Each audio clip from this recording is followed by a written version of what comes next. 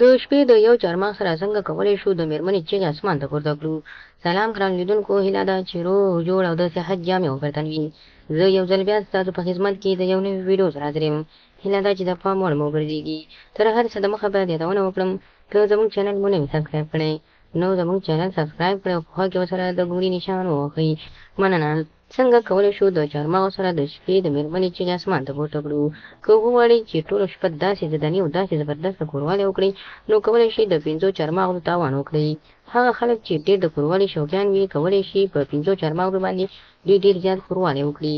تاسو کولی شئ نسخه په دې طریقه جوړه کړئ. د 5 چهارمغزو سره تاسو د هغه تر څنګ کولی شئ 10 دانې عادته بادام هم واخلئ او په دې طریقه یې جوړ کړئ. لومړی به 5 چهارمغز راواخلئ او د پوست نه به یې وباسئ او دا به میده کړئ. له هغو وروسته به تاسو 10 دانې عدده بادام راواخلئ.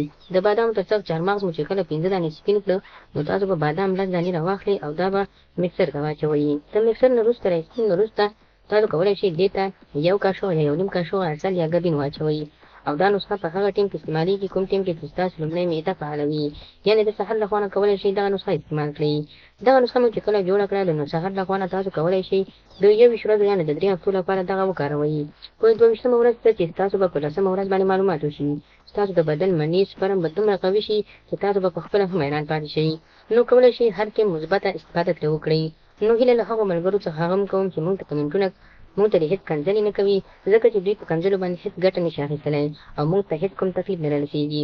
نو خدای دې وکړي ملګرو چې زموږ د ویډیو څخه غلط مطلب وانخلئ، زموږ ویډیو لایک کړئ، شیر کړئ او زموږ چینل هم درسره سبسکرایب کړئ. مننه.